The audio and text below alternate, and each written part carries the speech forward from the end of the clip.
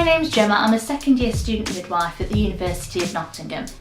The purpose of this video is aimed at new mums, second time mums, third time mums, who are thinking about preparing for labour and birth. This video can be watched with birth partners so that they can get an idea of how they can better support you throughout your labour and birth.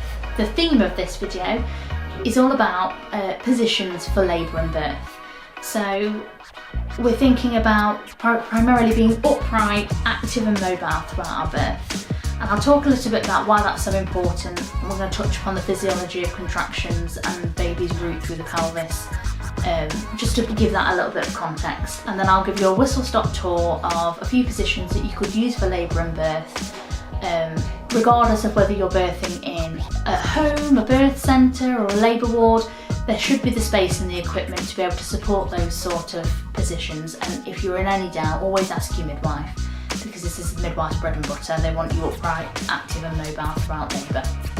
To start off with, the importance of being upright, open and mobile throughout labour is to generally help baby's descent into the pelvic canal for labour. So we want baby to come into the pelvic inlet and then out through the outlet. The way that contractions work is we need pressure to be put onto the cervix to encourage that release of oxytocin, which then creates a contraction and pushes baby even further down, so that there's even more pressure being put on the cervix, and that's what's going to get the cervix to open, thin out and dilate. We call it effacement and dilatation. So being upright, forward and encouraging baby to sit nice and low is what's going to help your labour progress nice and normally. It's going to optimise the physiology of labour and birth. So now I'm just going to demonstrate a few positions that you could use throughout the various stages of labour and for the final stage of labour and birth. Some of them need equipment, some of them don't need equipment.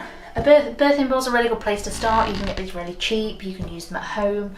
Most birthing units will have a birthing ball, but you can substitute this for something similar. So the beds are mechanical, they'll go up and down. Chairs and birthing stools, anything that supports your weight and encourages you to get at different levels. The overall goal is to try and keep that pelvis nice and open, encourage the descent of baby's head down into the inlet, putting pressure onto that cervix to encourage those contractions to come. You might find as well that changing positions in labour is another good way of coping with the varying levels of pain that come with labour. Some ladies will find a position that they really tolerate well and it might be working for them for a while. Labour then might slow off a little bit and a position change might encourage those contractions to come back and they might just be a little bit more tolerable. Some ladies often labour in their back, so it can be a good idea to change positions to take the pressure off that sacrum, just to make that period of labour a little bit more bearable. The positions I'm going to include as well also take into consideration women who have had epidural analgesia. So that might limit your mobility in labour. It doesn't mean you have to lay semi-recumbent on the bed. Your midwife should support you to get into different positions that can be maintained with epidurals.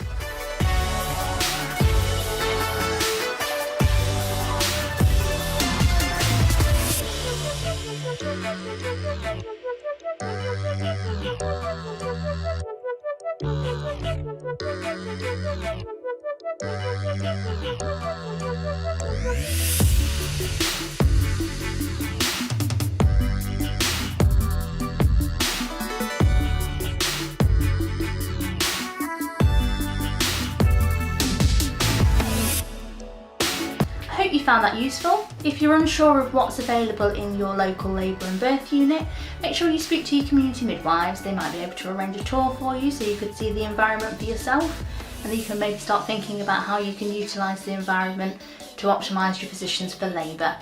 Thank you so much for watching.